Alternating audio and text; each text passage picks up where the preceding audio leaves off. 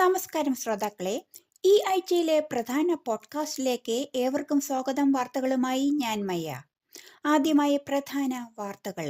തുടർച്ചയായി മൂന്നാം തവണയും ശ്രീ നരേന്ദ്രമോദി ഇന്ത്യയുടെ പ്രധാനമന്ത്രിയായി. രാജ്യത്തെ അതീവ സുരക്ഷ.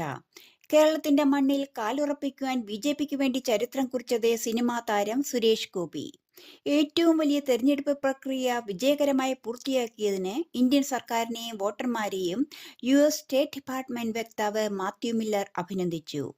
ബാങ്കിംഗ് പലിശ വെട്ടിക്കുറയ്ക്കുന്ന ആദ്യ G7 രാജ്യമായി കാനഡ. വാർത്തകൾ വിശദമായി.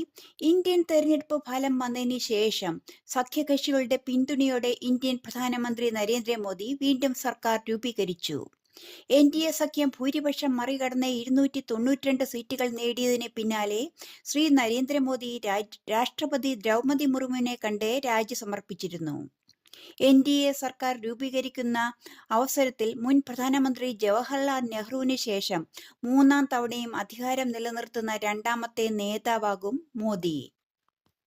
പുതുതായി തെരഞ്ഞെടുക്കപ്പെട്ട ദേശീയ ജനാധിപത്യ സഖ്യം MPമാർ യോഗം ചേർന്ന് നരേന്ദ്രമോദിയെ പാർലമെന്ററി പാർട്ടി നേതാവായി കഴിഞ്ഞ ദിവസം തിരഞ്ഞെടുത്തതോടെ കേന്ദ്രത്തിലെ ഭരണമാറ്റം സംബന്ധിച്ച അനിശ്ചിതത്വത്തിന് വിരാമം ആയിരുന്നു.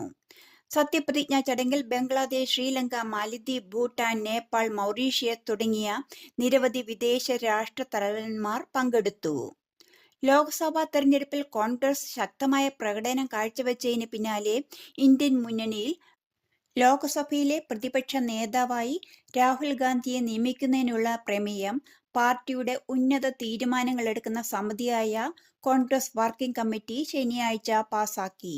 ഒപ്പം കോൺഗ്രസ് പാർലമെന്ററി പാർട്ടി ചെയർപേഴ്സണായി വീണ്ടും സോണിയാഗാന്ധിയും തിരഞ്ഞെടുത്തു. 2 പാർലമെന്റ് മണ്ഡലങ്ങളായ റായ്ബറേലിയിൽ നിന്നും വയനാട്ടിൽ നിന്നും ഇരട്ട വിജയം സ്വന്തമാക്കി ദേശീയ നേതാവായതിനാൽ രാഹുൽ ഗാന്ധി ഉത്തരേന്ത്യയിൽ തന്നെ തുടരണമെന്നാണ് ഭൂരിപക്ഷം നേതാക്കളുടെയും ആവശ്യം. ഇന്ത്യയുടെ രണ്ടാമത്തെ ആണവോർജം ഇന്ധനമാക്കിയ ബാലിസ്റ്റിക് മിസൈൽ സബ്മറീനായ INS അരിഗഡ് ഈ വർഷം അവസാനത്തോടെ കമ്മീഷൻ ചെയ്യുമെന്ന് സൂചന. ആണവ മുങ്ങിക്കപ്പലുകൾ നിർമ്മിക്കുവാനുള്ള അഡ്വാൻസ് ടെക്നോളജി വെസൽ പദ്ധതിക്ക് കീഴിൽ വിശാഖപട്ടണത്തെ കപ്പൽ നിർമ്മാണശാലയിലാണ് INS അരിഗഡിന്റെ നിർമ്മാണം പുരോഗമിക്കുന്നത്. തെക്കേ ഇന്ത്യൻ വാർത്തകൾ. കേരളത്തിന്റെ മണ്ണിൽ കാലുറപ്പിക്കുവാൻ BJPക്ക് വേണ്ടി ചരിത്രം കുറിച്ചത് സിനിമാ താരം സുരേഷ് ഗോപി. നിയമസഭയിലേക്കും ലോകസഭയിലേക്കും ഇതിനു മുൻപ് തൃശൂരിൽ നിന്ന് വോട്ട് തേടി പരാജയം ഏറ്റുവാങ്ങേണ്ടി വന്ന ശ്രീ സുരേഷ് ഗോപി ഇത്തവണ ജനവിധി അനുകൂലമാക്കി തന്റെ ജയം ചരിത്ര വിജയം ആക്കി. കേരളത്തിൽ നിന്നുള്ള ആദ്യ BJP ലോക്സഭാ MP-യായ സുരേഷ് ഗോപി കേന്ദ്രമന്ത്രിയാവും. അതേസമയം കരാർ ഒപ്പിട്ട സിനിമകൾ പൂർത്തിയാക്കുവാൻ സുരേഷ് ഗോപി കേന്ദ്ര നേതൃത്വത്തോടെ സമയം ആവശ്യപ്പെട്ടിട്ടുണ്ട്. തൃശൂരിൽ ഉണ്ടായ തന്റെ അപ്രതീക്ഷിത തോൽവിയിൽ ഇനിയും പൊതു തെരഞ്ഞെടുപ്പിൽ മത്സരിക്കില്ലെന്ന നിലപാടിലുറപ്പിച്ച് കോൺഗ്രസ് നേതാവ് K. മുരളീധരൻ. പുതിയ അക്കാദമിക് കലണ്ടർ കേരള സർക്കാർ പുറത്തിറക്കി. അധ്യാപക സംഘടനകളുടെ കടുത്ത എതിർപ്പ് അവഗണിച്ച് സംസ്ഥാനത്തെ 10ാം ക്ലാസ് വരെയുള്ള സർക്കാർ എയ്ഡഡ് സ്കൂളുകളിൽ ഈ അധ്യയന വർഷം പ്രവൃത്തി ദിനങ്ങൾ 220 ആക്കി. കഴിഞ്ഞ വർഷം വരെ 204 പ്രവൃത്തി ദിനങ്ങൾ ആയിരുന്നു ഉണ്ടായിരുന്നത്. പുതിയ കലണ്ടർ അനുസരിച്ച് 1 മുതൽ 10 വരെ ക്ലാസുകളിൽ 25 ശനിയാഴ്ചകൾ പ്രവൃത്തി ദിനങ്ങൾ ആകും. അതേസമയം പ്രവൃത്തി സമയം കൂടുതലുള്ള ഹയർ സെക്കൻഡറിയിലും വൊക്കേഷണൽ ഹയർ സെക്കൻഡറിയിലും പ്രവൃത്തി ദിനങ്ങൾ 195 ആയി തുടരും. സ്കൂൾ പ്രവൃത്തി സമയം 220 ആക്കിയ സർക്കാർ നടപടിക്കെതിരെ പ്രതിഷേധവും എതിർപ്പും അറിയിക്കുമെന്ന് അധ്യാപക സംഘടനകൾ വ്യക്തമാക്കി. ജൂൺ 13 മുതൽ 15 വരെ തിരുവനന്തപുരത്തെ നിശാഗന്ധി ഓഡിറ്റോറിയത്തിൽ ചേരുന്ന 4ാം ലോക കേരള സഭയിൽ 103 രാജ്യങ്ങളിൽ നിന്നും 25 ഇന്ത്യൻ സംസ്ഥാനങ്ങളിൽ നിന്നും ഉള്ള പ്രവാസി കേരളീയ പ്രതിനിധികൾ പങ്കെടുക്കും. 200ഓളം പ്രത്യേക ക്ഷണിതാക്കളും ഇത്തവണ സഭയിൽ പങ്കെടുക്കുന്നുണ്ട്. ഇതുവരെ ലഭിച്ച 760 അപേക്ഷകരിൽ നിന്നാണ് അർഹരായവരെ തിരഞ്ഞെടുക്കുന്നത്. ശ്രീലങ്കൻ വാർത്തകൾ. ശ്രീലങ്കയിൽ പ്രസിഡന്റ് തെരഞ്ഞെടുപ്പ് സെപ്റ്റംബർ 17-നും ഒക്ടോബർ 16-നും ഇടയിൽ നടക്കുമെന്ന് തെരഞ്ഞെടുപ്പ് കമ്മീഷൻ അറിയിച്ചതോടെ രാജപക്സെ കുടുംബം തിരിച്ചുവരവിന് ഒരുക്കം തുടങ്ങി.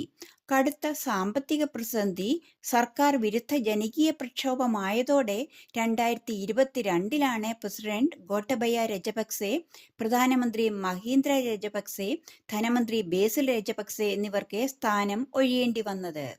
ഓസ്ട്രേലിയൻ വാർത്തകൾ. ഓസ്ട്രേലിയയിലെ 26 ലക്ഷം ജീവനക്കാർക്ക് ശമ്പളം ജൂലൈ 1 മുതൽ കൂടും. മിനിമം വേതനത്തിലും അവാർഡ് വേതനത്തിലുമാണ് ഈ വർധനവ്.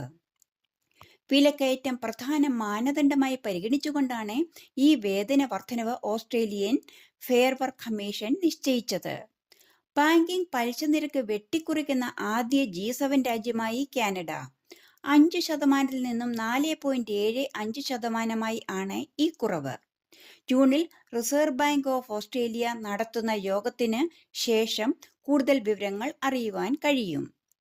ഓസ്ട്രേലിയയിൽ അംഗീകൃത കോഴ്സ് പൂർത്തീകരിച്ച വിദേശ വിദ്യാർത്ഥികൾക്കുള്ള സ്റ്റേ ബാക്ക് പ്രായപരിധി വ്യവസ്ഥകൾ ജൂലൈ 1 മുതൽ മാറും. താൽക്കാലിക ഗ്രാജുവേറ്റ് വിസ ഉള്ള വിദ്യാർത്ഥികളുടെ കുടുംബാംഗങ്ങളെ ഓസ്ട്രേലിയയിലേക്ക് കൊണ്ടുവരുവാനും സമയപരിധിയില്ലാതെ ജോലി ചെയ്യുവാനും അവസരം നൽകും. എന്നാൽ പോസ്റ്റ് വൊക്കേഷണൽ എഡ്യൂക്കേഷൻ വർക്ക് സ്ട്രീമിൽ അപേക്ഷിക്കാനുള്ള പ്രായപരിധി 35 വയസ്സായി കുറച്ചു. കൂടുതൽ ലോകോത്തര വാർത്തകൾ. നാസയുടെ കൊമേഴ്സ്യൽ ക്രൂ പ്രോഗ്രാമിന്റെ ഭാഗമായി ബഹിരാകാശത്തേക്കുള്ള ആദ്യ ക്രൂ ടെസ്റ്റ് ഫ്ലൈറ്റിൽ ചരിത്രം സൃഷ്ടിച്ച ആദ്യ സ്ത്രീ സാന്നിധ്യമായി ഇന്ത്യൻ അമേരിക്കൻ ബഹിരാകാശ സഞ്ചാരി സുനിത വില്യംസ്. ബഹിരാകാശ പേടകത്തിന്റെ പൈലറ്റാകുന്ന ആദ്യ വനിതയാണ് ഇനിയും സുനിത. ആദ്യ റോക്കറ്റ് വിക്ഷേപണം വിജയകരമായി പൂർത്തിയാക്കിയ ഇന്ത്യൻ സ്വകാര്യ ബഹിരാകാശ സ്റ്റാർട്ടപ്പായ അഗ്നികുൽ കോസ്മോസ്. അഗ്നികുൽ വികസിപ്പിച്ച അഗ്നിബാൻഡ് സോർട്ടസ് എന്ന സെമി ക്രയോജനിക് എഞ്ചിനുള്ള റോക്കറ്റാണ് വിജയകരമായി വിക്ഷേപിച്ചത്. ശ്രീഹരിക്കോട്ടയിലെ സതീഷ് ധവാൻ ബഹിരാകാശ നിലയത്തിൽ നിന്നായിരുന്നു വിക്ഷേപണം. ക്രിമിനൽ വിചാരണയിൽ 34 കേസുകളിലും ന്യൂയോർക്ക് ജൂറി കുറ്റക്കാരനാണെന്ന് കണ്ടെത്തിയതോടെ കുറ്റകൃത്യത്തിന് ശിക്ഷിക്കപ്പെട്ട ആദ്യത്തെ US പ്രസിഡന്റായി ഡൊണാൾഡ് ട്രംപ് മാറി. എന്നിരുന്നാലും ട്രംപിനെ ഔദ്യോഗികമായി പ്രസിഡന്റ് സ്ഥാനത്തേക്ക് നാമനിർദ്ദേശം ചെയ്യുമെന്ന് പ്രതീക്ഷിക്കുന്നു. കനേഡിയൻ പ്രവിശ്യയായ പ്രിൻസ് എഡ്വേർഡ് ഐലൻഡിലെ ഇമിഗ്രേഷൻ നിയമങ്ങളിൽ വരുത്തിയ മാറ്റത്തിനെതിരെ ഇന്ത്യൻ വിദ്യാർത്ഥികൾ നടത്തുന്ന സമരം നീളുന്നു. പ്രതിഷേധിക്കുന്ന വിദ്യാർത്ഥികൾ ക്യാമ്പുകൾ സ്ഥാപിച്ചിട്ടുണ്ട്. പോരാട്ടം അവർ ഉപേക്ഷിക്കുവാനുള്ള മാനസികാവസ്ഥയിൽ അല്ലെന്നാണ് റിപ്പോർട്ടുകൾ സൂചിപ്പിക്കുന്നത്. കായിക വാർത്തകൾ. T20 ലോകകപ്പിലെ ഇന്ത്യയുടെ ആദ്യ മത്സരത്തിൽ തകർപ്പൻ ജയം ഇന്ത്യൻ ടീം നേടിയിരിക്കുകയാണ്. അയർലൻഡിനെ 8 വിക്കറ്റിനാണ് ഇന്ത്യ തോൽപ്പിച്ചത്. ഇത്തവണത്തെ T20 ലോകകപ്പിൽ ഇന്ത്യ ബാറ്റിംഗ് ഓർഡർ ഉൾപ്പെടെ ചില അപ്രതീക്ഷിത നീക്കമാണ് നടത്തിയിരിക്കുന്നത്. T20 ലോകകപ്പിൽ വമ്പൻ ജയം ലക്ഷ്യമിട്ടിറങ്ങിയ പാകിസ്ഥാനെ തകർത്ത് അമേരിക്ക. ആദ്യം ബാറ്റ് ചെയ്ത് പാകിസ്ഥാൻ 7 വിക്കറ്റിന് 159 റൺസ് അടിച്ചപ്പോൾ മറുപടിക്കിറങ്ങിയ അമേരിക്ക 3 വിക്കറ്റിന് 159 റൺസ് നേടി. നിങ്ങൾ ഇതുവരെ കേട്ടത് പോയ വാരത്തെ പ്രധാന മലയാളം ന്യൂസ് പോഡ്കാസ്റ്റ്. വാർത്തകൾ എഴുതി വായിച്ചത് മയ്യ. എല്ലാ ശ്രോതാക്കൾക്കും ശുഭദിനം ആശംസിച്ചുകൊണ്ട് നന്ദി, നമസ്കാരം.